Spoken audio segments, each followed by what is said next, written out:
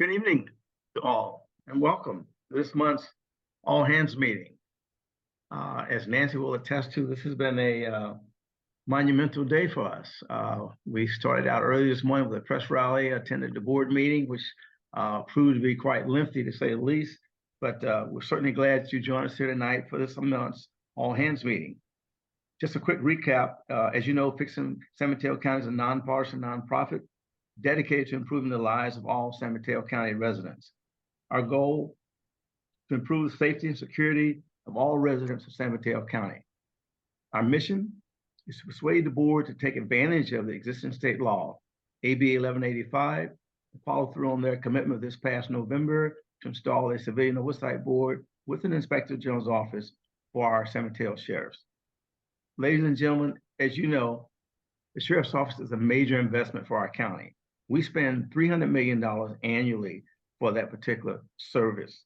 Therefore, I believe strongly that the public must have a voice in shaping public safety laws. A civilian oversight board with an Inspector General and subpoena power is the first step. I'm certainly glad that tonight we have someone here that's going to share with us some of his thoughts about this from a real hands-on experience perspective. So thank you for joining us.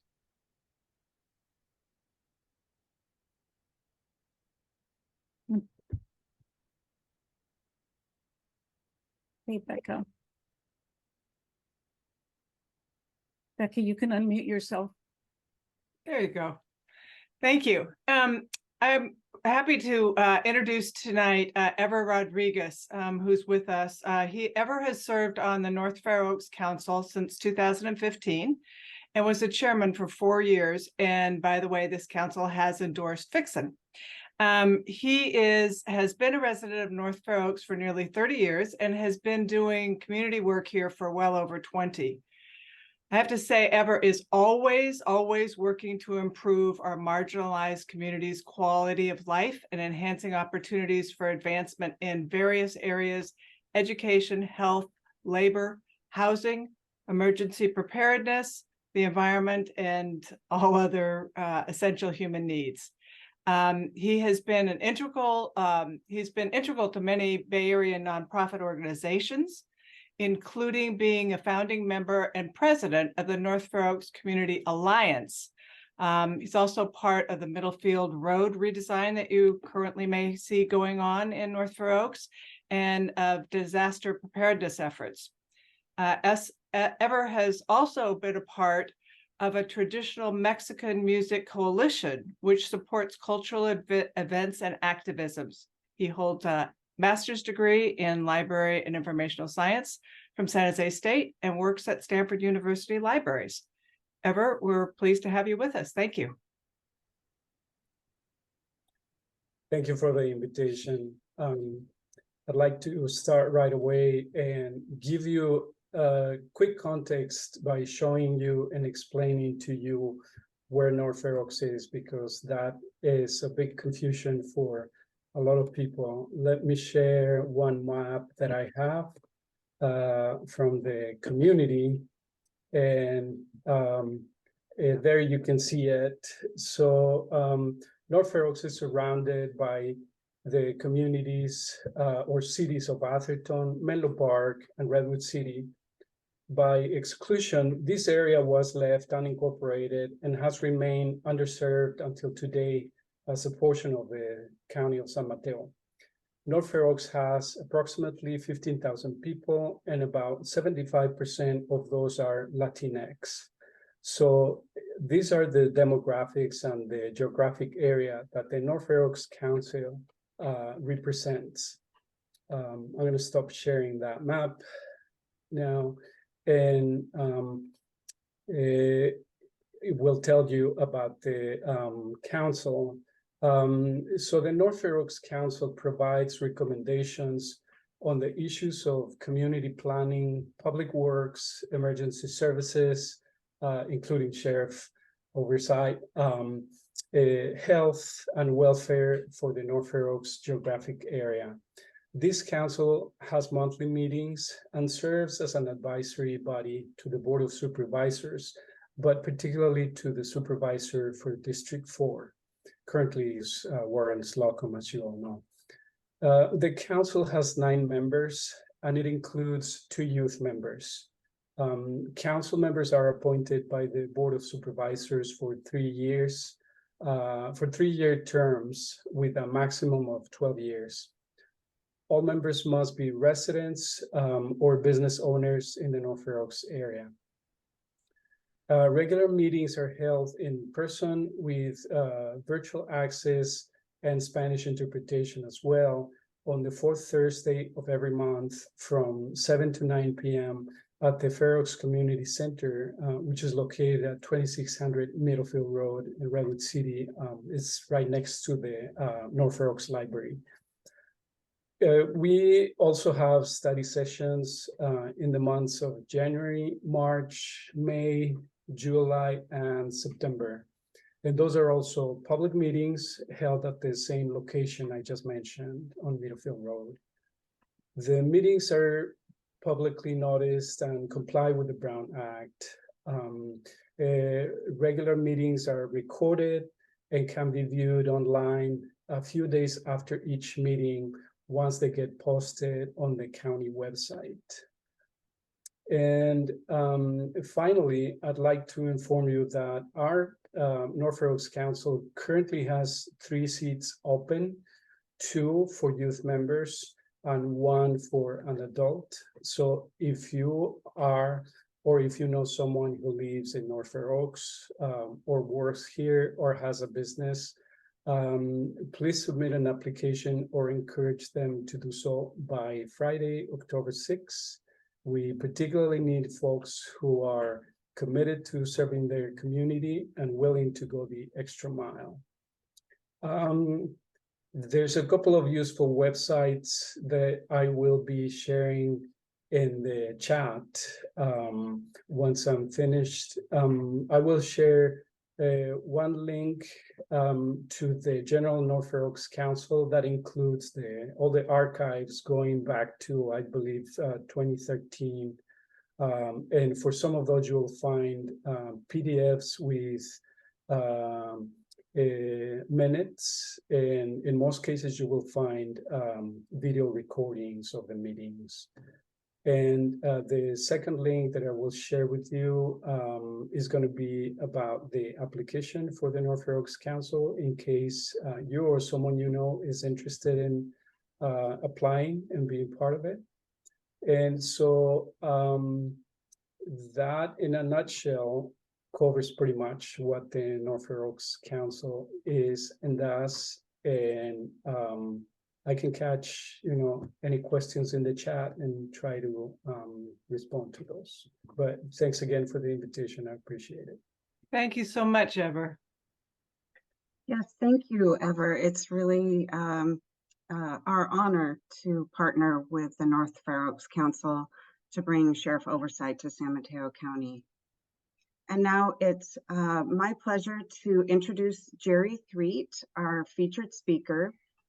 Jerry is an attorney and consultant focused on police practices, oversight and accountability, public records and transparency, and employment law. He's an investigator for the Richmond Community Police Review Commission, conducting investigations of alleged serious police misconduct.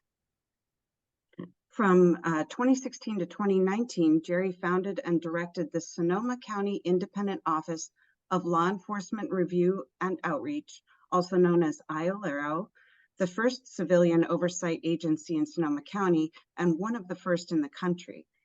In 2020, Jerry spearheaded a successful ballot measure campaign to strengthen IOLARO, which passed with 2/3 of the vote of the electorate in Sonoma County in November of 2020.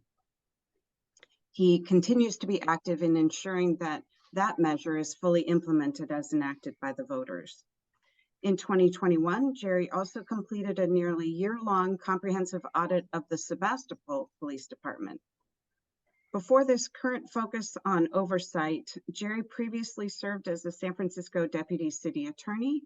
He worked at the U.S. Department of Justice, litigating a wide variety of criminal and civil cases, and he served as legislative staff to both a state senator and a San Francisco supervisor.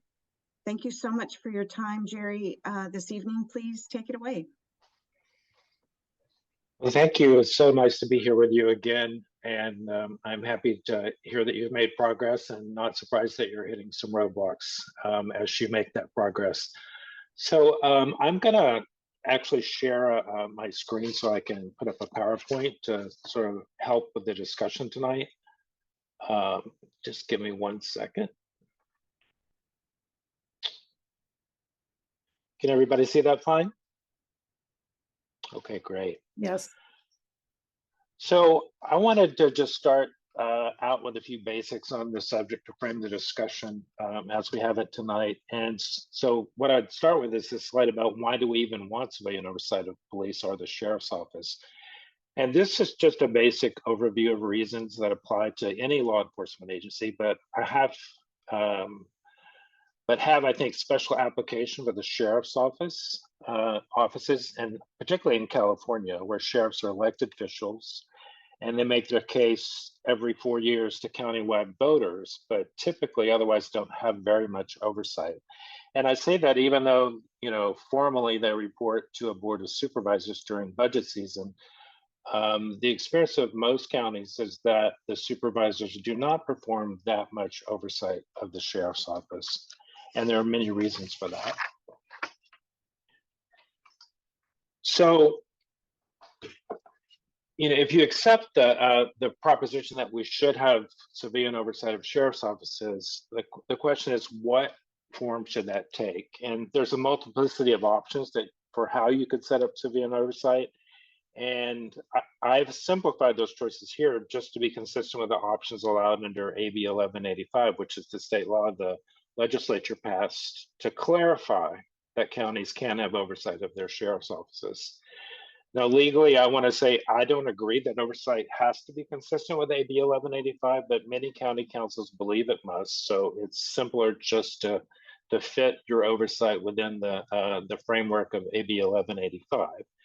And the available options really include an Office of Inspector General, a community oversight body, or a combo of these two things. And the law specifically provided that either or both of these bodies could have subpoena power. And you'll see some examples of different kinds of boards that exist in different counties and different combinations. So I want to talk a little bit, focus most of the talk on what has been an experience in Sonoma County and establishing and operating civilian oversight of Sonoma County Sheriff.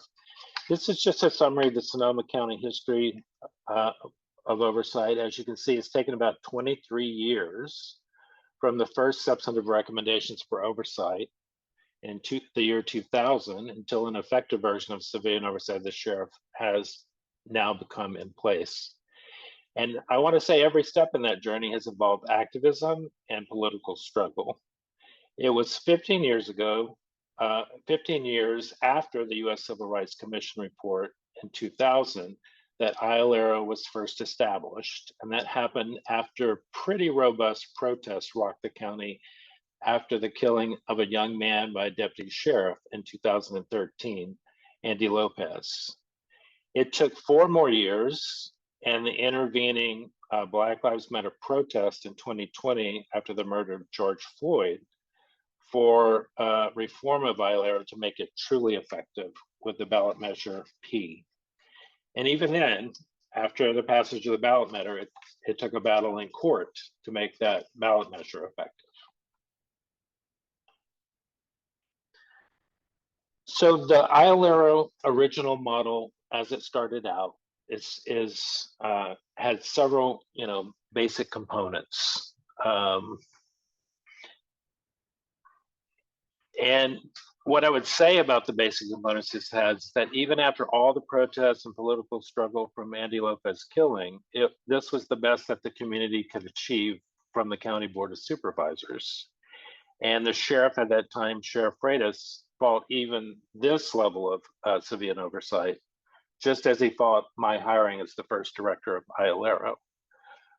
So the office was set up as an auditor model and focused on 3 really significant types of alleged misconduct: use of force violations, bias in policing and corrections, and alleged violations of a suspect's constitutional rights. Some of the other things that the office was charged with was robust outreach to Sonoma County's communities, particularly disadvantaged communities in the county, thoughtful policy recommendations to the sheriff's office, and strength overall. The basic goal was to strengthen the relationship between Sonoma County Sheriff's Office and the community through those other mechanisms. Now, this, as you can see, this model was not nothing. It was certainly better than nothing, for sure. And there were successes under this model that we'll talk about a little bit during this talk. Some of the successes included community healing circles between deputies and undocumented families in Sonoma Valley in the first year of ILERO, very successful project. We had a change in the sheriff's policy on cooperation with federal civil immigration enforcement. And there was a repeal of the jail's so-called behavioral counseling policy that effectively allowed torture of inmates when they were misbehaving. However, what came from the first 3 years of experience with ILERO was the understanding that the sheriff knew he held a position of power here because his cooperation was voluntary with this model, and he could pull the plug at any time. And he used that power repeatedly during those 3 years. So it became evident that some reform was needed. So when activists and myself began thinking about what was necessary to have an effective oversight model in Sonoma County, a truly effective model, we looked at the NACOLE criteria for effective oversight. You can find that on the NACOLE website.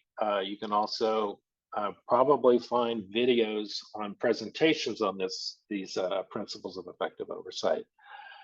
So I want to focus in particular on the issues, a couple of issues that are important for effective oversight, and that's unfettered access to information that the sheriff holds and subpoena power. And those two things are related issues. I personally think you need both unfettered access and subpoena power to be effective.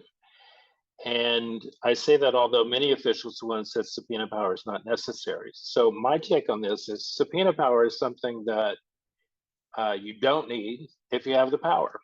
If you don't have the power, then you need it.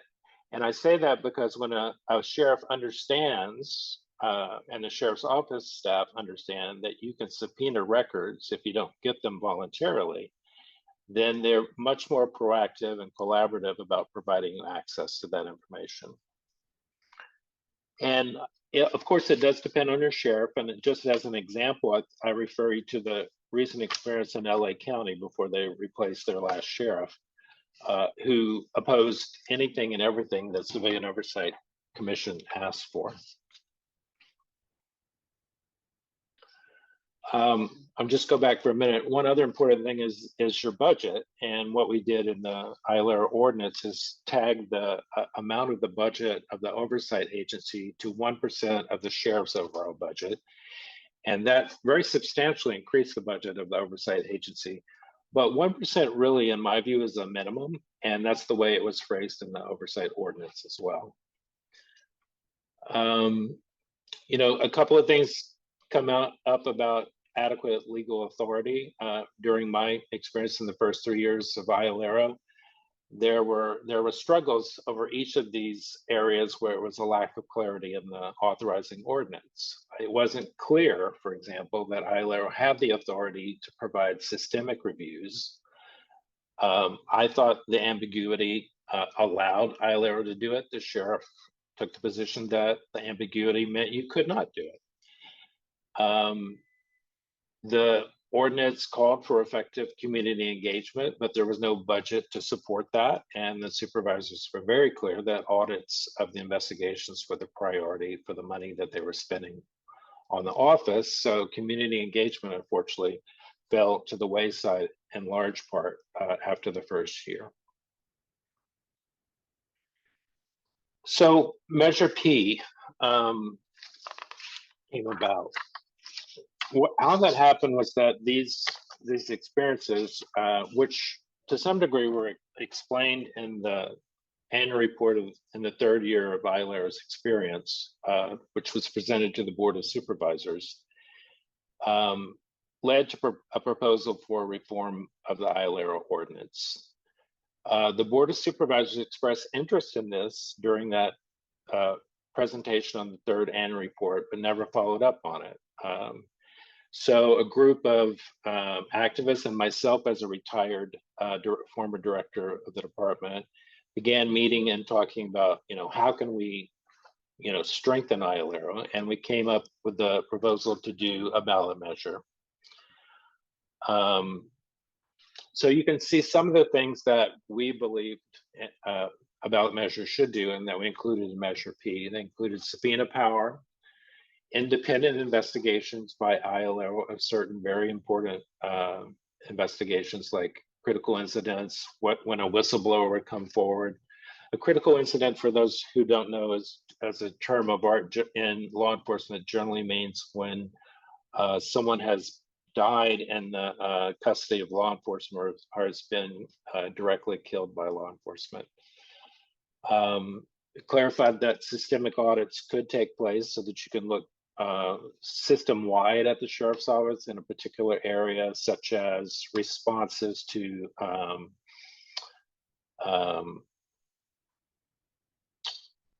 mental health crisis calls for service, things like that. So you can look at that and see how it works over time in many different incidents and draw some conclusions from that and make recommendations. We had mandated cooperation by the sheriff, so it's not voluntary, and it required unfettered access to all the information. And as I said, it gave a guaranteed budget. Also important was that the director could only be removed for cause, not at the whim of the Board of Supervisors. Then there must be a supermajority vote to remove a director.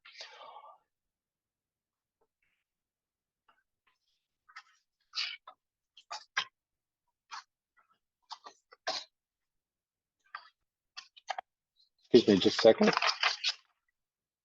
So one of the things that I've been asked to focus on is some of the accomplishments of ILARA. And I would say that even before the reforms, ILARA was able to accomplish some significant things. But I think what we've seen since Measure P has gone into effect, and there was a new director hired, understanding that ILARA had these new powers and was eager to use them, is that the significance are being built upon the foundation of Measure P. The office over time has consistently identified deficiencies in internal affairs investigations in every annual report that ILARA has put out. This has put some pretty strong focus on the Sheriff's Office investigative practices and the need to strengthen their policies and procedures around how they do investigations.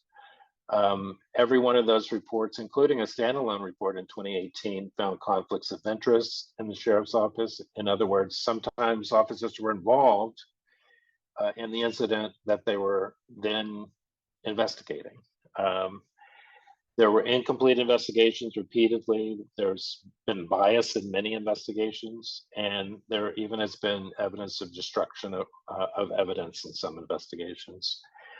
And there's also been a spotlighting of ongoing deficiencies in use of force policies of the Sheriff's Office, which has led to some shifts in that area to improve those policies.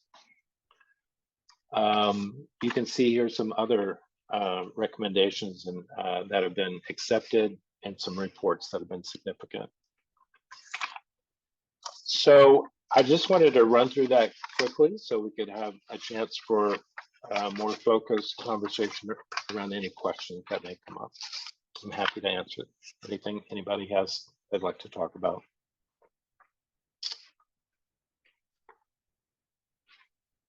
Great, Stop thank you, Jerry. sharing here. If you have questions for Jerry, please go ahead and post them in the meeting chat, and I will go ahead and start. There are several. We can't hear you, Michelle. Oh, I can hear. you. I can hear. I can hear Michelle. At least I different than can. Can Michelle. others? Yes, we can hear Michelle. Thank you. So Jerry. I can't hear you still. Am I the only one though? You're the Yes. only one.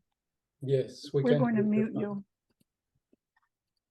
So Karina's asked, for a county with no oversight at all, do you think it's more productive to support an ordinance that may not be as strong as we'd like and possibly amend later, or to oppose an ordinance that falls short and demand a full strength ordinance up front, even at the risk of getting nothing?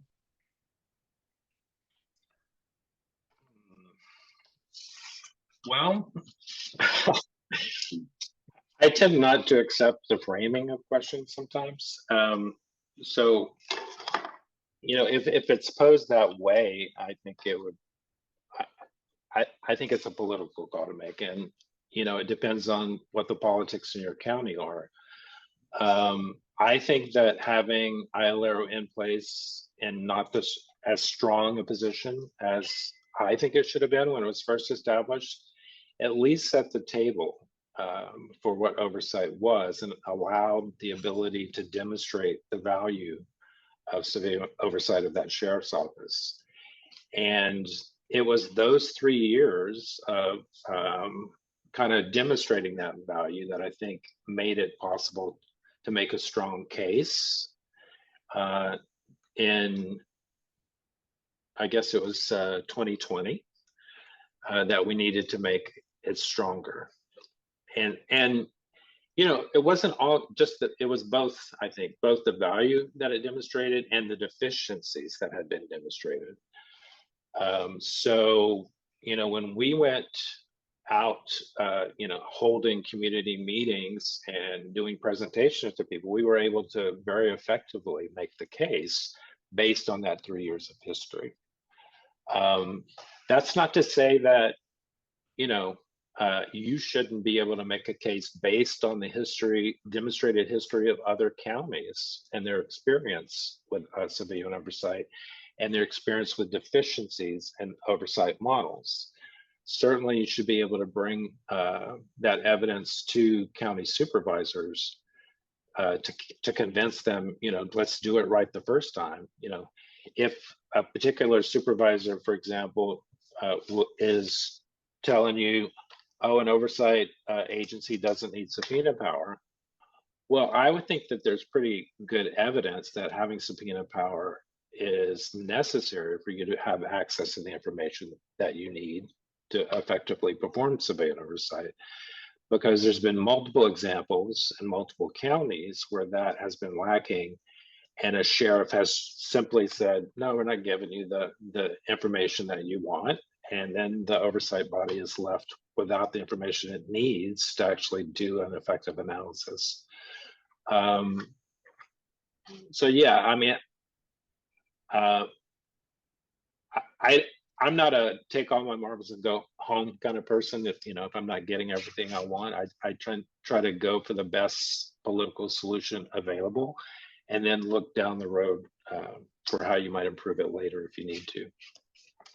So basically live to fight another day. Yeah. Great. I mean, but it depends on how efficient it is when they're putting it on the ballot. It's just a judgment call. Right. So Elsa asked, what elements of AB 1185 do you feel are not always needed to set up effective oversight? We've been told that even if the Board of Supervisors does not include subpoena power for the Civilian Oversight Board, AB 1185 provides it, and the COB would be able to use it. Do you agree? I don't agree with that, actually. And I'll put it this way. I believe AB 1185 is authorizing legislation, and it requires local legal action by a Board of Supervisors to put it into place for that county. So I think unless your Board of Supervisors puts something on the books that specifically says they're creating an AB 1185 body, then you're not going to get that subpoena power. It's not sufficient to have it in state law unless you also put it in local law. Okay, thank you. So Kay's asked, what kind of outreach did you do to reach folks in Sonoma County? How did you maintain enthusiasm during all those years? Can I just clarify that question? Do you mean during the Measure P campaign, or do you mean as director of ILERA? I think it's throughout that timeline that you showed, the whole from the the beginning to the end of getting to your result. How did you keep people on board and keep moving all that time? Yeah, well, I can tell you, whether it's Sonoma County, your county, or any place in the country, keeping people on board as activists pushing in this area is challenging. And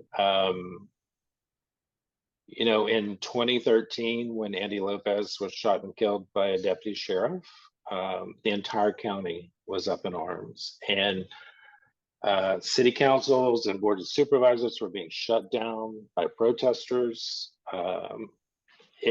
There were people out in the streets, thousands of people sometimes in the streets, and there's something about the killing of a 13-year-old boy that makes people, it really moves people on a really basic level, and they are out there acting on their feelings and their thoughts, and that is something that is difficult to sustain in the long term. And so we saw that again in 2020. There were protests across the country, and in Sonoma County was no different. And it's those, unfortunately, moments of tragedy and suffering and loss that tend to be the moments that galvanize the communities to, be pushing really hard to get change at that point. And people have, daily lives. They have families they have to support. They have work they have to do. They have kids to take care of. So that's usually, why you have a lot of young people at that point who may not have those established families out doing a lot of that work. So, what is the community's tried to do in Sonoma County is actually establish some organizations that will be there for the long run, like your organization, and so that it's a reference point, a group of folks that you can come back to that have the institutional knowledge, the history of what's happened, and when something happens that again stirs people up, they'll be there. You'll be there and pull people back in. So it's cyclical. That's just the way it's been, and I expect that's the way it will continue to be.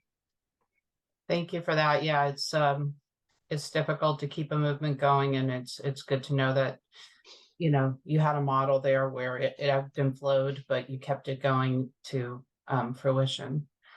So Beth's asking if you have any thoughts on whether it's more effective for an inspector general to be a county employee versus an independent contractor. Yeah, what I would say is they both have their pluses and minuses.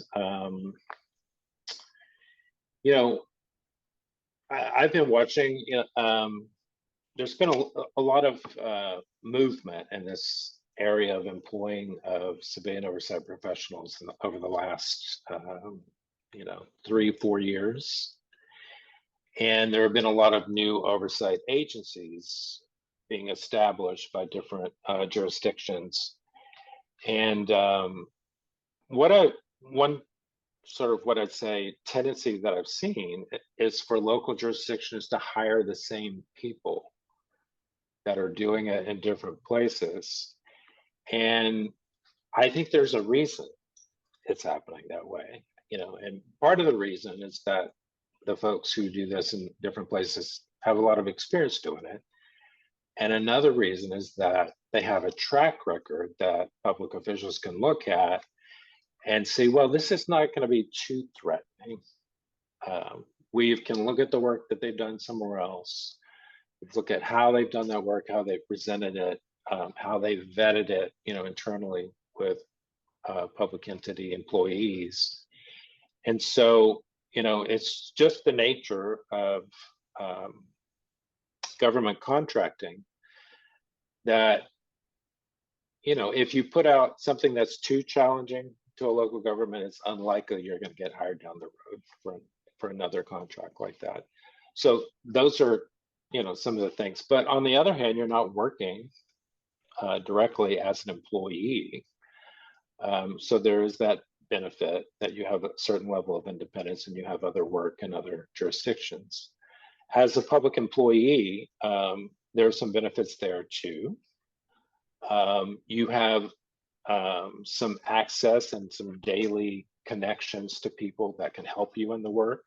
I can't tell you the number of times, I wanted to do public meetings on particular subjects, and I could go to people in the health department or the human resources department to talk about what connections they had in the communities in these areas of the county and who I could connect to, and so it was helpful for that in that way.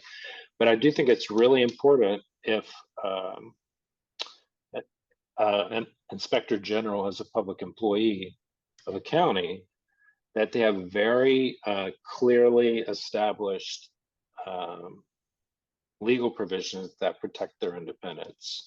And that's the kind of thing that we set up in Measure P, for example, where the director could only be removed by a 4/5 vote of the Board of Supervisors and only for cause, and have a contract for 3 years, that gives them that 3 years of independence and security that they need to do the work in an independent way. Great, thank you. So Nancy has asked, what is important about the civilian board having subpoena power? Do you have examples of how it's been useful or not? Mm-hmm. So, I will go back to the statement I made before. Typically, both a board and an inspector general don't need to use the subpoena power if they have the authority. So typically, if they ask for whatever they want, they're going to get it because they have subpoena power. And I will say, when ILR did not have subpoena power, sometimes I would ask for information, I would not be provided it. And sometimes no explanation would be provided for not providing it. So, that's one level of it. But, I also will say sometimes you have situations like the commission in Los Angeles County where they've had to use subpoena power to do investigations because they had no cooperation from the Los Angeles County Sheriff. So, I have no idea, with your sheriff, what the level of collaboration or cooperative approach would be. But I think it's always useful to have it, even if you don't need to use it, because having it in your back pocket makes your ask more powerful just on its own. I will say that I have seen and learned about examples where community commissions have gone off the rails. I don't know of a specific example where they abused subpoena power, but I know some examples where they've violated the law. For example, like disclosing information to the public that was confidential under state law and things like that. So when you do have a community-based oversight body, it's very important that they have the training necessary so they understand, the implications of doing things like that legally. Yeah. Great. Sorry. So next question is from Karina, and she loves your phrase positive feedback loop from your first slide, and wonders whether you were able to get law enforcement on board with creating oversight, or at least to withdraw some objections, and if so, how? Yeah, well, I'll give two examples. One is when we made the recommendations for the sheriff changing its policy of cooperating with civil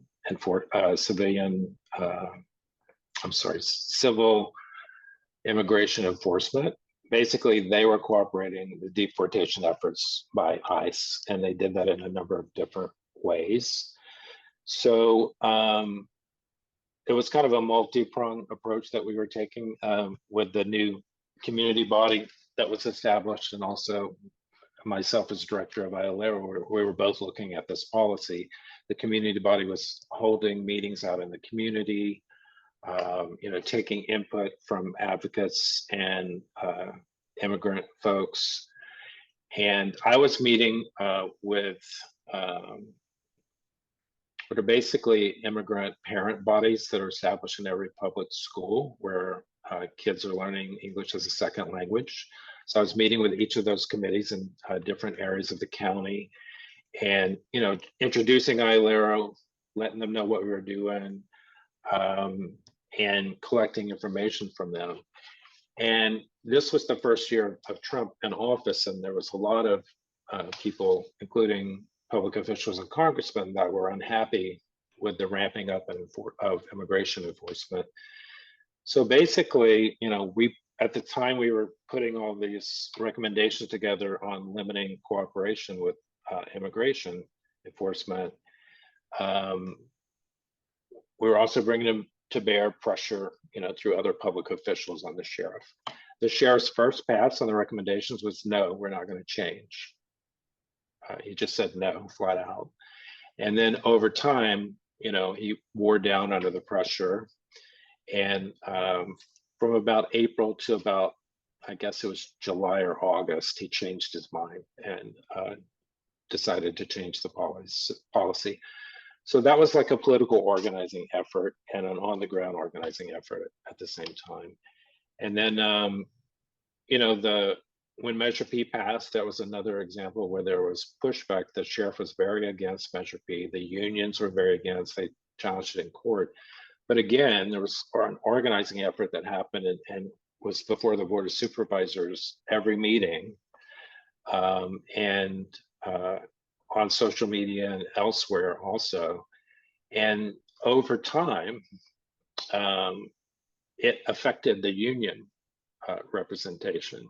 And the union shifted positions till it basically agreed in the end to allow implementation of all of Measure P. So, basically, you have to out-organize. Is my simple way of saying it. Thank you for that.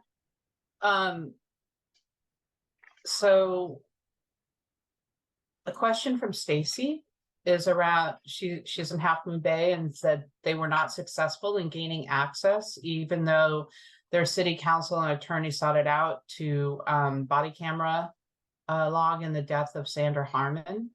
It has tarnished trust in the sheriff's department's conduct. And is this an example of what subpoena powers would grant access to? Is it true, or would claims of officer privacy still stand in our way? Yeah, I'm not familiar with the incident you're talking about, and I don't know if Half Moon Bay has oversight. Maybe. Well, they have the county sheriff's office. So if we had oversight on our sheriff's department office, okay. Right. And if would basically what she's asking is body camera footage in the event of a homicide, would that be something that would subpoena powers allow access to, or would claims of officer privacy stand in the way? If it's an officer involved killing of a community member, it should already be provided to the public generally, and so subpoena powers should not be necessary to get that. Now there might be a timing issue where the sheriff is saying there's an open investigation and therefore they can't release it yet. But under state law, even that has limitations. There's only a certain period of time they can delay the release of that kind of body camera footage. And subpoena power by the oversight body, whether it's the OIG or a community commission, provides access to the subpoenaed body-worn camera to the Inspector General's office or to the oversight body. It does not make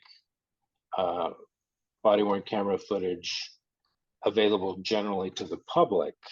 It makes it available to the oversight folks that are charged with reviewing it for a particular purpose. So if your community body's doing investigations or it's doing audits or whatever it may be doing, whatever authority you give it, it would have the ability to look at the body-worn camera footage for that purpose, but not to share it publicly, unless it's one of these categories where state law allows it to be shared. And that's basically, significant uses of force, killings by an officer, sustained findings of things like sexual assault and lying, things like that. Thank you. So there's a question from Nancy. I think you might have already answered it about whether there's been quote unquote bad behavior in civilian boards in Sonoma County or anywhere in the country. Have they ever actually run amok either with abuse of subpoena power or other issues? You did mention one example of release of non-public information, right? Yeah. And, if you haven't looked recently in what's been happening with the Oakland Commission, it's an interesting case study. There's been some allegations of certain members of the oversight body abusing their authority in different ways. And but it's a very, it's very conflictual, I will say, that the members of the body are accusing each other of different things. But if some of those allegations are true, that could be another example. It's unclear at this point what's true and what's not true. But I do know of examples where bodies have done things like open up confidential information that was illegal to share at the time, which really caused significant problems with that particular body because that caused the police department to stop cooperating with the body at that point. So Allison's asking, and she appreciates all that you've been sharing, Jerry. She's wondering, how early on did IOLERO develop a base of community-wide support, including support from impacted populations? Well, I would say, because IOLERO was established after about 18 to 24 months of pretty much weekly meetings of a task force that was about 21 people, I think, from the community on that task force. And their whole purpose was to come up with a proposal that would prevent, another incident where a 13-year-old boy was needlessly killed by a deputy. And they came up with a number of different recommendations, many of them very excellent, but one of them was the creation of IOLERO. So going into that, Board of Supervisors action to create IOLERO, there was already a pretty significant base of support for the agency.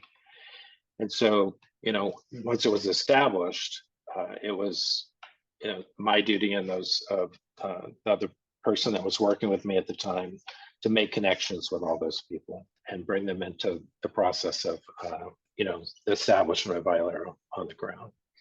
So we had that benefit, that all of that activism had generated a lot of support from the beginning. Right. So Elsa's asking that about you mentioning that you don't necessarily need subpoena power for the civilian board if the board has quote unquote the power. She wants to know if you could tell us once more what that quote unquote power was that they could have without needing also to have subpoena power. Yeah, I guess so I'm not communicating clearly. So I do think you need subpoena power, but once you have it, you don't have to invoke it usually. So if I have subpoena power, the sheriff knows that. So if I'm the chair of the oversight commission, the community commission, and I go to the sheriff and say, we want to see these records about this incident, the sheriff knows if he doesn't give it to the commission, that we can go have a meeting, take a formal action to subpoena those records. And if he still doesn't get it, go to court and enforce that subpoena and get it that way. And all of that's going to be very embarrassing for any public official to obstruct a legal process to get records that the commission is entitled to. So when I say you don't need it, what I mean is you need to have the authority, but you don't often have to use the subpoena authority to actually get what you want, because at that point, the sheriff will be more cooperative. That makes sense. So Stacy has a question about today's Board of Supervisors meeting in San Mateo County that we heard fear expressed about the San Francisco model not working. Do you have any perspective on that? Well, the San Francisco oversight model, I don't think there's anything wrong with the model. What's going on in San Francisco is a product of San Francisco's politics. And there are two factions that both have appointees to the Oversight Commission, and they've been fighting since the commission was set up with the appointees. And because of that infighting on the commission's not actually doing much work that it's charged to do. And so I don't think that's a problem with the model. It might be a problem with the appointing provisions of the model, you know, how people are appointed and by whom. But you know, it's a political problem that is endemic to San Francisco. And you know, I worked there as a deputy city attorney, and I saw it over and over again in San Francisco politics. Politics in San Francisco is a blood sport, and people really enjoy hurting one another politically. So yeah. Thank you. And I know we're running close to the end of time. There was one question came from David that a lot of people chimed in. They want to hear an answer to it. So maybe we'll just end with this one and perhaps be able to get other questions to you offline and see if we can get answers. So how would you react to a proposal to just adopt the Sonoma County ordinance whole cloth in San Mateo County?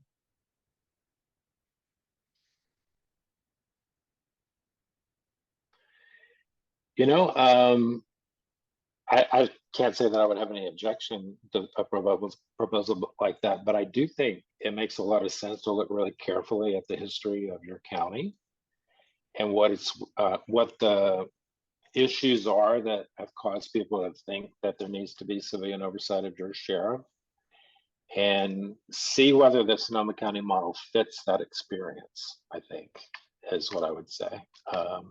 Certainly the Measure P model that Sonoma County now has was modeled on the principles of effective oversight, so I do think it can be effective. But you know, people are discussing right now flaws in the model in Sonoma County and how they might want to correct those the next time around when they have another opportunity to go to the ballot. So I don't think it's ever a process where you get to perfection, but you try things out, you see how they work. If something needs tinkering with, you try to find the right moment to take that to the voters, you know, or back to the Board of Supervisors if you have a cooperative Board of Supervisors.